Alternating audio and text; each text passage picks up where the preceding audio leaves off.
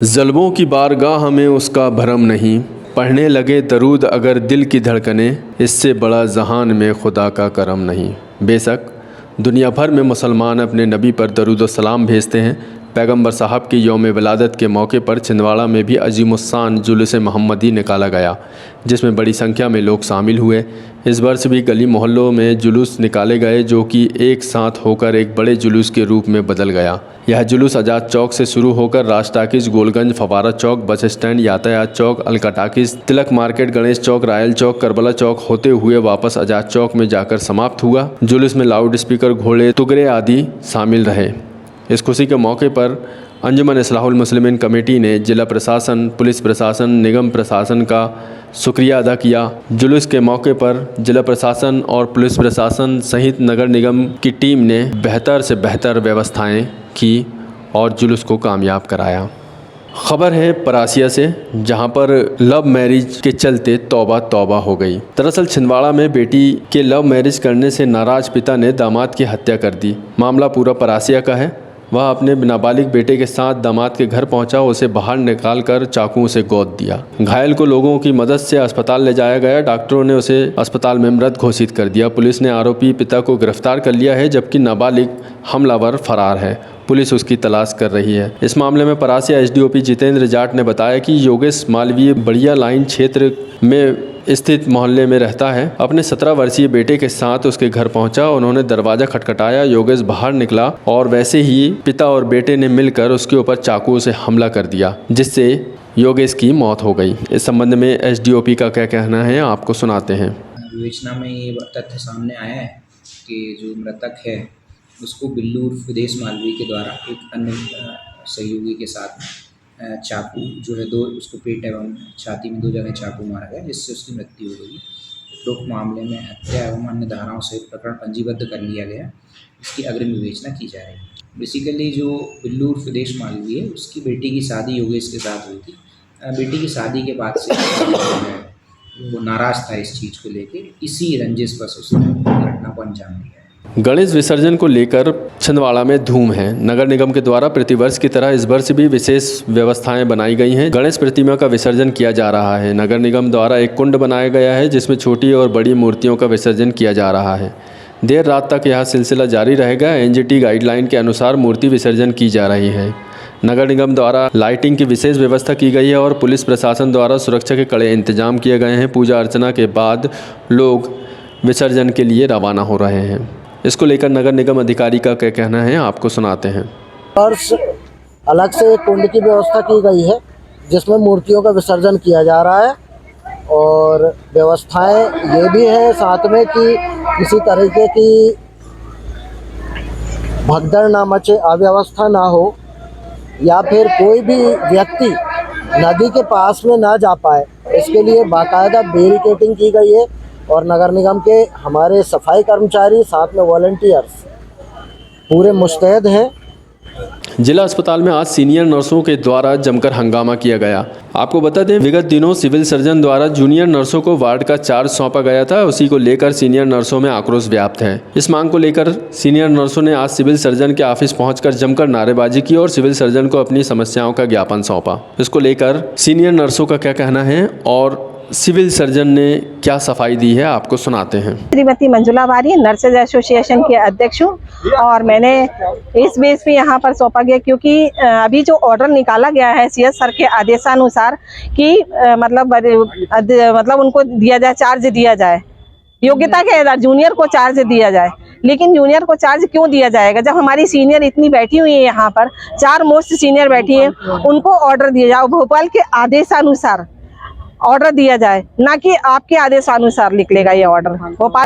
भोपाल का ऑर्डर है कि सीनियरिटी बेस पे ही ऑर्डर दिया जाए, प्रभारी बनाया जाए। लेकिन इन्होंने वो ऑर्डर को किनारे रखकर उन्होंने अपने हिसाब से बनाया है।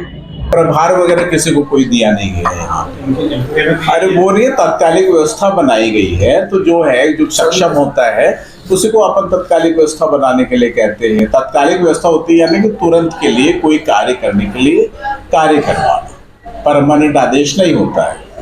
प्रधानमंत्री नरेंद्र मोदी के जन्मदिन पर छिंदवाड़ा में भारतीय जनता पार्टी द्वारा सेवा पखवाड़ा के रूप में मनाया जा रहा है। इसके अंतर्गत भारतीय जनता युवा मोर्चा द्वारा रक्तदान अभियान शुरू किया गया है, जिसमें छिंदवाड़ा जिला अस्पताल में ब्लड बैंक में आयोजित रक्तदान में छिंदवाड़ा व पांडुर्ना युवा मोर्चा के जिला अध्यक्ष योगेंद्र प्रताप राणा सहित सैकड़ों युवाओं ने रक्तदान किया। इस अवसर पर भाजपा जिला अध्यक्ष शेषराव यादव ने रक्तदान में उपस्थित युवाओं को प्रोत्साहित किया। आज देश के प्रधानमंत्री सम्मानीय श्री नरेंद्र मोदी जी के जन्मदिन के उपलक्ष्य पर हमारा भारतीय जनता पार्टी का सेवा सप्ताह शुरू हुआ है और इस सेवा सप्ताह के अंतर्गत आज युवा मोर्चा के जिला अध्यक्ष सम्मानीय राणा जी उनकी टीम ने के द्वारा ये ब्लड डोनेशन कैंप का आयोजन किया है और मैं प्रधानमंत्री जी के जन्मदिन के अवसर पर युवा मोर्चा की इस टीम को बहुत बहुत बधाई धन्यवाद देता हूं और ऐसे सेवा के कार्य भारतीय जनता पार्टी पूरा सप्ताह चलाएगी। 17 से 2 अक्टूबर तक गांधी जयंती तक हम लोग ऐसा सेवा सप्ताह चलाएंगे जिसमें स्वच्छता से लेकर सभी कार्य होंगे। लोकसभा में नेता प्रतिपक्ष राहुल गांधी को दिए गए विवादित टिप्पणी को लेकर पूरे देश में सियासत जारी है। कांग्रेस ने टिप्पणी करने वाले को खिलाफ सियासी मोर्चा खोल दिया है और इसी कड़ी में छिंदवाड़ा में भी कांग्रेस ने कोतवाली थाना पहुंचकर ज्ञापन दिया है और ज्ञापन के साथ ही एफआईआर की मांग की है। कांग्रेस का कहना है कि आज शाम तक पुलिस के द्वारा एफआईआर की कॉपी उपलब्ध नहीं कराई जाती है तो हम धरने पर बैठेंगे और थाने का घेराव करेंगे। इसको लेकर कांग्रेस जिला अध्यक्ष का क्या कहना है, आपको सुनाते हैं। भारतीय जनता पार्टी और शिवसेना के कुछ जिम्मेदार लोगों के द्वारा जैसे रणजीत सिंह बिट्टू जो कि रेल राज्य मंत्री हमारे केंद्र शासन में, उनके द्वारा कहा गया कि राहुल गांधी अपनी जुबान संभाल कर बोले वरना उनका वही असर होगा जो उनके दादी इंदिरा जी का हुआ है। यह धमकी और चैलेंज देना कि हम इंदिरा गांधी जैसे आपका असर करेंगे, आपको जैसे आतंकवादी उनको मारे थे वैसा उनका असर करेंगे, ये मर्यादा के खिलाफ है। इन पे एफआईआर कराने हम लोग आए हैं। दूसरा, उसी प्रकार महाराष्ट्र के एक विधायक शिवसेना विधायक संजय गायकवाड़ के द्वारा भी कहा गया कि जो राहुल गांधी की जीप काट कर लाएगा उसको 11 लाख का इनाम देंगे।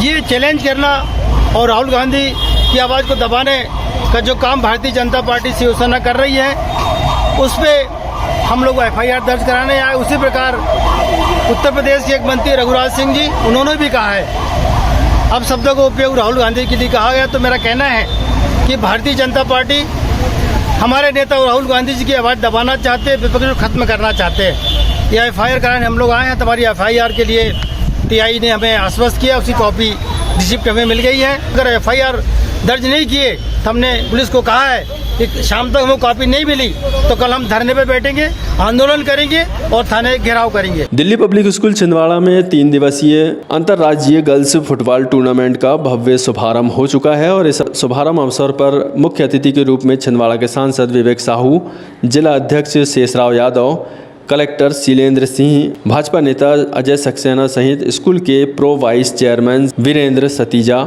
उपस्थित हुए। उद्घाटन समारोह में 3 राज्यों से आई बालिका खिलाड़ियों ने मार्च पास्ट किया, मशाल प्रज्वलित की और प्रतिस्पर्धा का शुभारंभ हुआ। इस अवसर पर सांसद ने खिलाड़ियों का उत्साहवर्धन किया। ईश्वर से यही कामना करता हूं कि आप लोग बहुत आगे बढ़ें।